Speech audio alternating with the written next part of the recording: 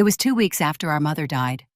Seattle was gripped in one of those bitter December rains that felt like grief had a texture cold, sharp, relentless. I was in her old apartment still smelling of lavender from the pots she kept on the kitchen sill. The curtains hadn't moved since hospice took the bed. Her tea mug still sat empty and clean on the rack. I was dusting the bookshelves when I heard it. A Tesla. White. New. Loud music pulsing through the glass as it parked in the spot below the window.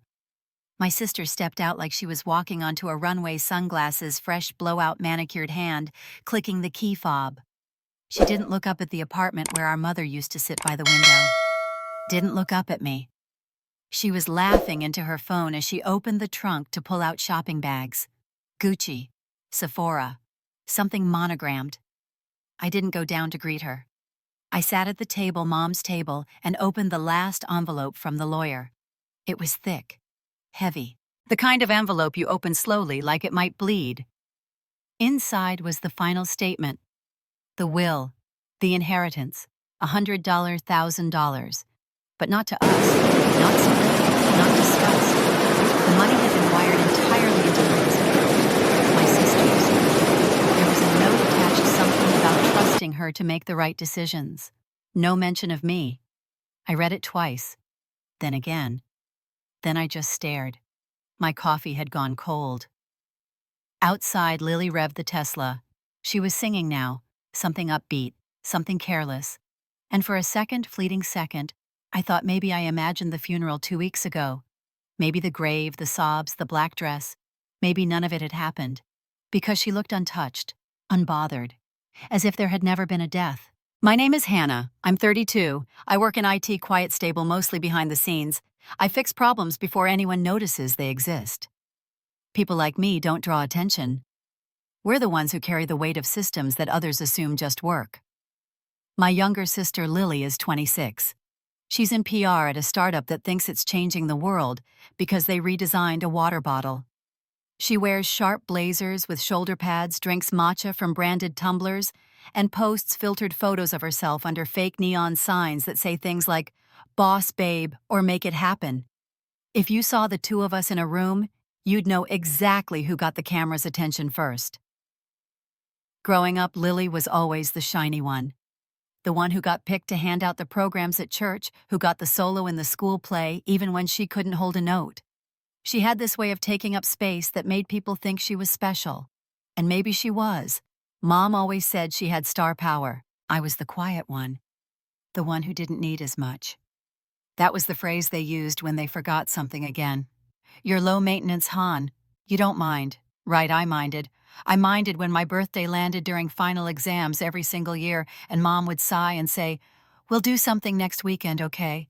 But then next weekend turned into, maybe next month, and eventually, do you care about birthdays that much? Meanwhile, Lily had a birthday scrapbook. Every year, every theme. Spa day at age 10, sushi party at 12. One year she had a backyard soiree with fairy lights and a custom banner that read, "Mommy's princess is turning 17. I was the one holding the camera. Every Christmas, I was the one who helped wrap all the gifts. I tied the bows on Lily's presents from Mom because you're so good at this, Hannah. But my own gift would be an envelope, sometimes a sweater, once an empty box with a note inside. Let's go shopping together. We never did. That note is still in a drawer somewhere. Lily got the big things, the attention, the praise, but she also got the little things that slowly teach you where you stand. Her name was always at the top of the list when we RSVP'd to family events. Mine was sometimes missing entirely. At our cousin Emma's wedding, they forgot to print a name card for me at the dinner table. When I told the usher, he asked if I was Lily's assistant. Mom didn't say anything. She just smiled awkwardly and changed the subject. I laughed it off, but inside it hurt more than I let on. I don't think my mom was cruel, just skewed. She didn't mean to forget, but she forgot anyway. She didn't mean to make me feel small, but the silence of not being seen is loud enough to fill a house. I cleaned the dishes after every Thanksgiving dinner because Lily was exhausted from work. No one asked what I did that week. I once worked 72 hours straight on a system recovery project for the hospital. Lily posted about how she was so tired from 3 Zoom calls in one day, and Mom commented, "Don't forget to rest, baby. You work so hard." I didn't get a comment or a call.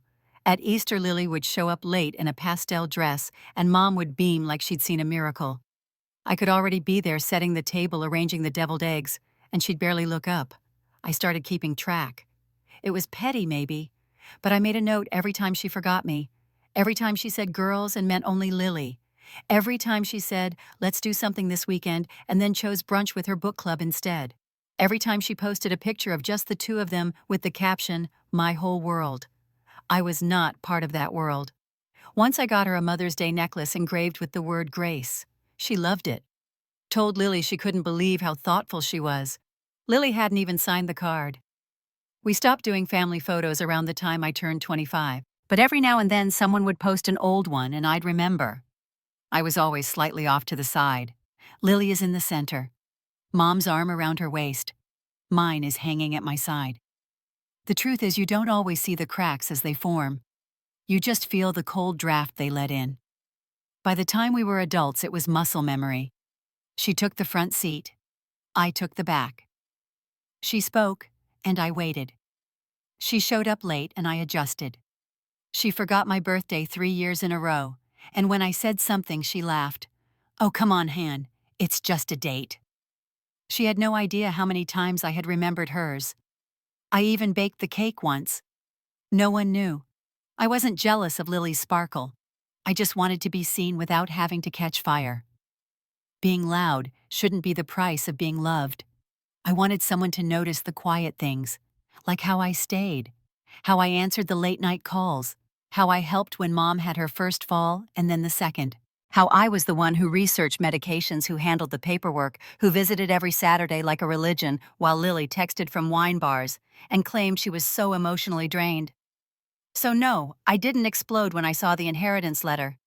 I didn't scream. I'd already had a lifetime to practice silence. I just sat there with the letter in one hand and the weight of being invisible in the other, and I realized something. Maybe the money was never the betrayal. Maybe the real betrayal was how easy it was for them to forget me again. I didn't scream. I didn't ask why. When Lily swung open my door, her high heels clicking against the hardwood like she owned the floor beneath her, I didn't flinch. She tossed her keys on the counter and grinned. "So I used that money," she said, brushing her hair behind her ear. "I figured you wouldn't mind. I mean, you don't drive much, and I needed something reliable for work." She held up her phone, showing off the Tesla's sleek interior like it was a prize she'd won. "It's such a smart investment. And I can take you for a spin sometime." I smiled, or something that looked like it. "That's nice," I said and nodded. That was it. No confrontation, no scenes.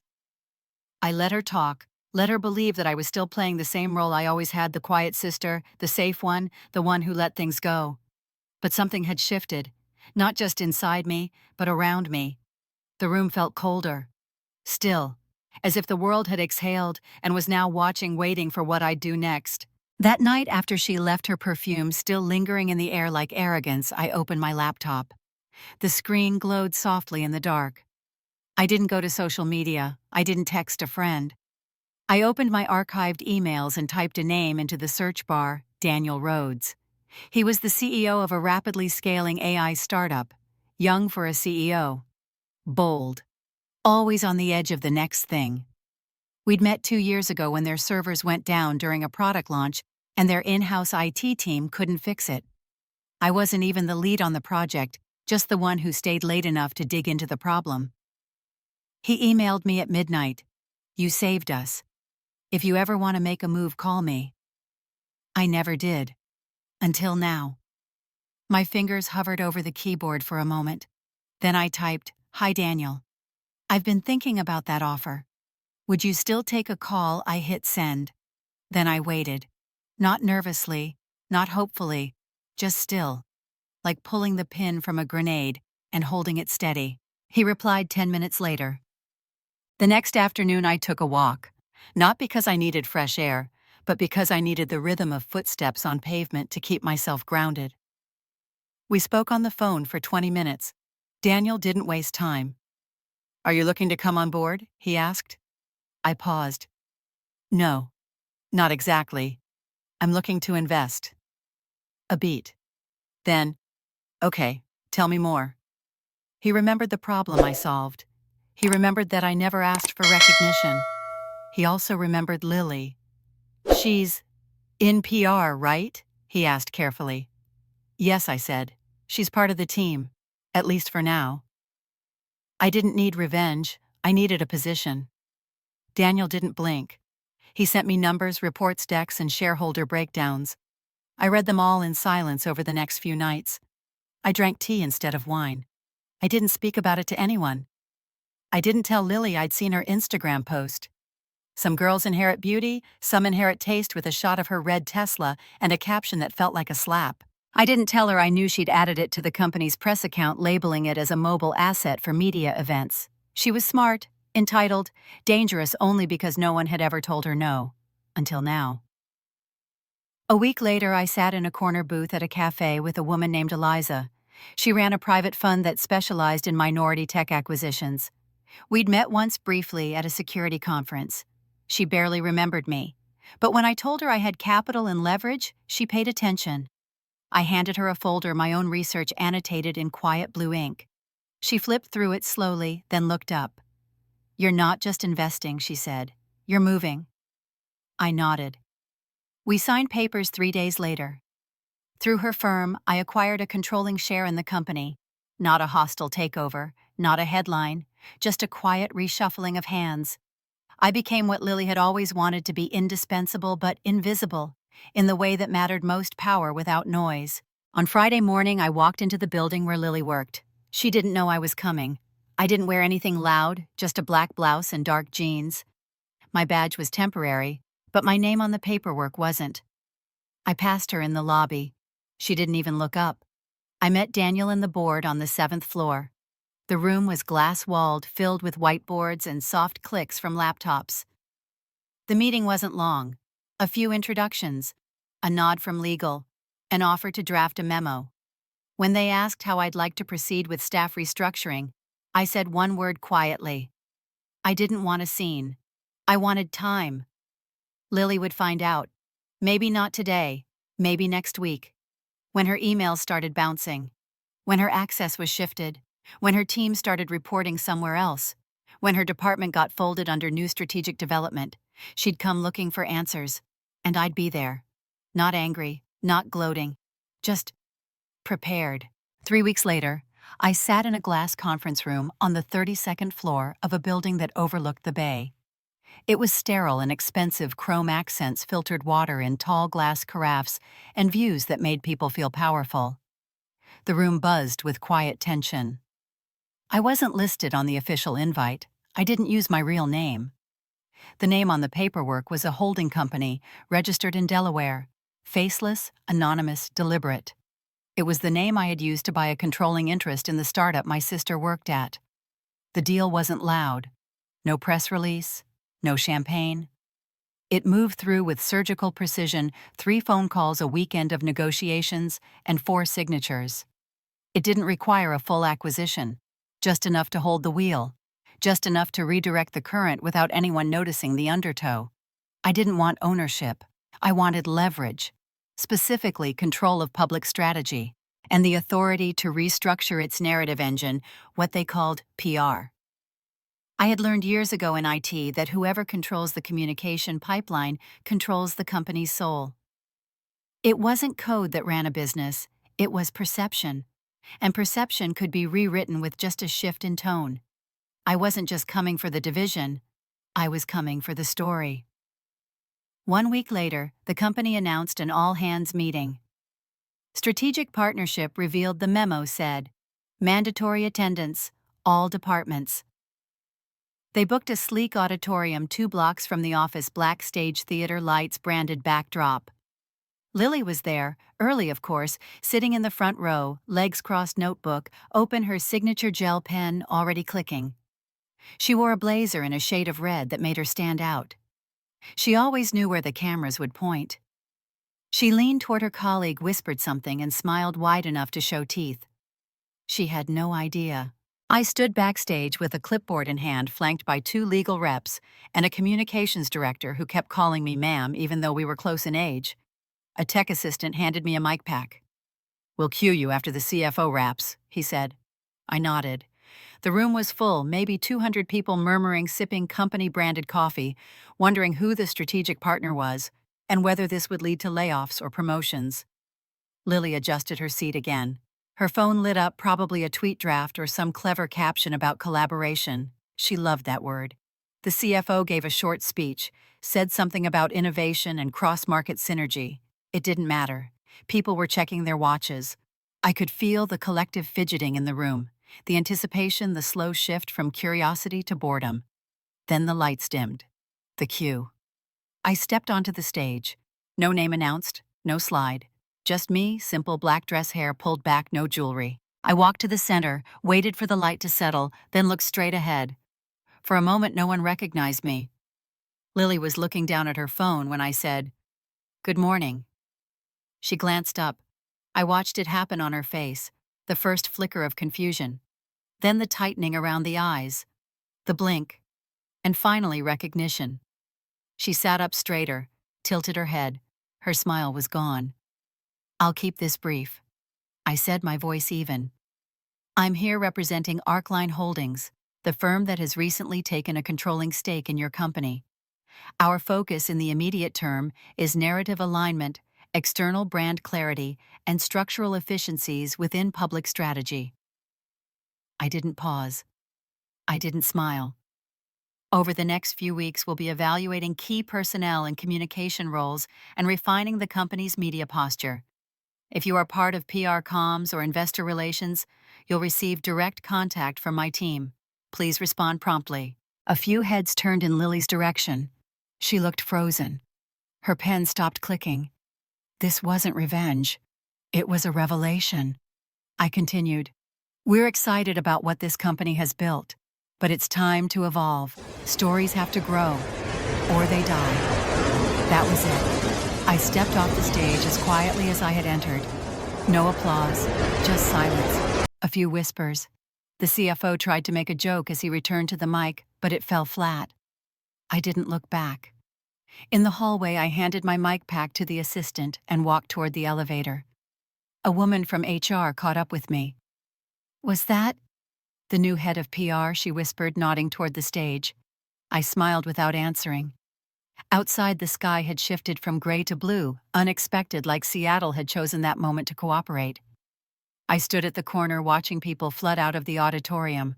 Some talked excitedly, others silently scrolling on their phones. Lily emerged last. She looked around, scanning for someone. I saw her spot me. Her mouth parted slightly as if to speak, but I turned before she could. Not today. She still didn't know the full story. That I wasn't just the face, that I had bought the vote, that I'd held the pen that rewrote the org chart she used to walk through like she owned the air. But she would. And when she did, it wouldn't come with a bang. Just a quiet, unmistakable shift of gravity. The room had gone quiet the moment I stepped onto the stage. Not the hush of anticipation, but something heavier, like the sound was being pulled out of the air itself. I wore a tailored black blazer, no jewelry, no dramatic makeup. My heels clicked once against the hardwood, then stopped. I didn't stand at the podium. I didn't need to. "Good afternoon," I said calmly, letting my voice carry. "My name is Hannah." A few heads tilted, but most stayed still. "Starting today, I'll be overseeing strategic brand operations and interim leadership within the communications division." There it was. The ripple. Lily's head snapped up from her seat in the front row. She blinked like she wasn't sure she'd heard right. Then she stood fast, loud, scraping her chair backward. What she said? "What are you doing here?" I met her eyes without flinching. "Your company recently accepted a significant capital injection. In exchange, my firm was granted full oversight of brand effectiveness and communications integrity." I tilted my head slightly. "That includes personnel evaluation. You know how it works. Whoever funds the story gets to shape it." She opened her mouth, closed it, then shook her head, laughing nervously, as if this were all some elaborate prank. No, that doesn't make sense. You're not in this industry. You don't even, this isn't..." Her words fumbled over themselves like shoes too big for her feet. I didn't blink. This isn't new, Lily. You just never looked closely enough to notice. The audience employees, mid-level execs, marketing staff sat in frozen silence. The woman next to Lily shifted slightly away from her. Someone paused. A few eyes widened with dawning recognition. I continued. For the past few weeks, my team has been quietly reviewing operational redundancies and cultural misalignment in the PR division. We've analyzed budget allocations, campaign KPIs, vendor contracts, and media spend. There were some unusual patterns. I looked at Lily again. Tesla is listed as a mobile media unit. Events charged as team development that never included anyone but you. A branded retreat in Napa that somehow only produced 4 Instagram stories. A flicker of red spread across her face. Those were approved, she said, voice rising slightly. They were part of our influencer campaign, internal morale and external reach. I can show the metrics. I nodded. I'm sure you can. But it's not just about numbers. It's about narrative. It's about how stories are shaped, who they serve, and whether they're sustainable. What you've built here is a mirror Lily one that reflects only you. That's not a brand. That's a vanity project. She was breathing harder now, trying to laugh again. So what, you're here to fire me? I didn't answer right away. I turned toward the audience. Leadership isn't about flashing lights. It's about whether the team behind you feels seen, whether you elevate the story or absorb all of its light. Then I turned back to her. I'm not here to fire you, Lily. I'm here to ask a question. She stared at me, arms folded tight like armor. What question? I paused. Let the moment hold. When was the last time you earned the space you stood in without assuming it was owed to you? You could have heard a pin drop. I let the words land, then walked to the edge of the stage. Effective immediately, you are suspended from your position, pending further review. Your access has been temporarily disabled. You'll receive an invitation to a one-on-one meeting with our audit team by the end of the day. No, this is crazy, she said, voice rising now bordering panic. You can't just walk in and this is my job, my identity. You don't get to rewrite everything just because you're bitter. I raised one eyebrow, calm, unshaken. I didn't rewrite everything, I said softly. I just flipped the page you stopped reading. Then I stepped down. I didn't look back as I exited. I didn't need to. The silence in the room followed me down the hallway. The stunned looks, the conversations waiting to happen. She had always assumed I was invisible. That silence meant absence. She had forgotten that quiet people are often the ones listening the hardest and remembering every word. I walked past the front desk where a junior employee with bright pink hair looked up from her computer. Her eyes widened in recognition, then softened into something I hadn't expected: respect. You're her sister, right? She said almost in a whisper. I paused. Yes. I always wondered why she never mentioned you. I smiled. She didn't have to. Outside, the air was cold but clean, sharp in a way that made you feel awake. The Tesla was parked at the curb, still gleaming, still proud, but it looked smaller now, like it belonged to a different life. I kept walking. There would be fallout, phone calls, maybe even apologies, but none of that mattered now. What mattered was that I didn't raise my voice. I didn't make a scene. I showed up. And for the first time in my life, everyone saw me. I didn't fire Lily. That would have been too easy, too expected, and honestly too loud. I reassigned her instead. She was moved to community engagement and charitable content, a newly formed initiative modest in scope, buried deep in the org chart. Her new office had no windows. Her team consisted of one part-time assistant and an intern who asked thoughtful questions and didn't use Instagram during meetings. It was a demotion in everything but title. But I didn't do it to punish her. I did it to create space for both of us. She had built her entire persona on applause, on eyes watching, on always being the one standing in the center of the frame. I wanted her to learn how to exist in the margins, where I had lived for most of my life. She never asked to speak to me directly. She didn't send a long email, didn't show up at my door, didn't stage a dramatic apology. She walked past me once in the hallway and paused just for a second. Our eyes met. Her mouth opened as if to say something, but then she looked down and kept walking. That was enough. I didn't need an apology. I just needed her to understand that not everyone will stay in the background forever. Some of us were quiet because we were watching and remembering. I made a few changes over the following weeks. I increased the salary bands for the tech team. People like me, the ones who wrote the code, maintained the servers, solved the invisible problems, were no longer invisible. We moved them out of the basement floor and into offices with natural light. We brought their names into meetings. We put them on the slide decks. I started calling it the recognition reboot. No one laughed. They just nodded. Because they understood. The board noticed too, not in a bad way. They appreciated the shift. The company's brand started reflecting substance, not just shine. Engagement numbers didn't explode overnight, but retention improved. Morale strengthened. The story we told about ourselves internally and externally started to feel honest for the first time in a long time. Lily stayed in her new position longer than I expected. She posted less. She dressed simply.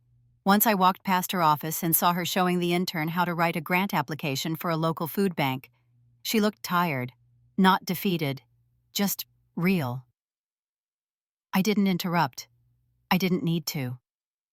As for me, I began going home earlier. I took walks without headphones. I picked up cooking again. Not for anyone else, just for myself. I didn't feel the need to prove anything anymore. Not to Lily, not to my mother's ghost, not to the version of me who had once mistaken silence for virtue. Some nights I'd sit by the window with a glass of wine and scroll back through the emails I'd saved, the ones I almost deleted. The will, the bank records, the Tesla receipt. I didn't feel angry anymore when I read them. I felt distant, like they belonged to someone else's life. A chapter I'd closed without slamming the cover shut. People started asking me to speak at panels, women in tech, power and quiet leadership. I always smiled politely and declined. I wasn't interested in becoming anyone's symbol. I didn't do what I did to make a point. I did it because it was time. The truth is, I never wanted revenge. I wanted clarity. I wanted Lily to understand that taking something because you believe you deserve it doesn't mean you earned it. I wanted her to feel the edge of consequence, not to hurt her, but to remind her that actions echo.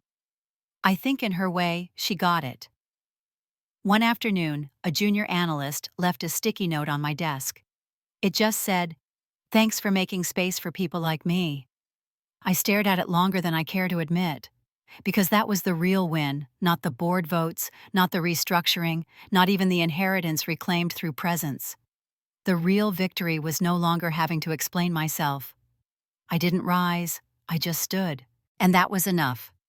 I saw Lily again at the company holiday party. She wore gray. For the first time, not red. She kept to the side of the room. No selfies, no staged laughter. When we passed near the dessert table, she gave me a small nod. I returned it, and then we moved on. No fireworks, no final line. Just two women who had learned separately that power doesn't always announce itself. Sometimes it just walks in and gets to work. I used to think justice was about making someone pay. But now, I think it's about choosing what peace looks like and then building it yourself. Some stories end in applause. Mine ended in quiet. And finally, I could breathe. Have you ever felt invisible while someone else stood in your place? Have you ever reclaimed your voice, not with volume, but with presence? Tell me your story. I'm listening.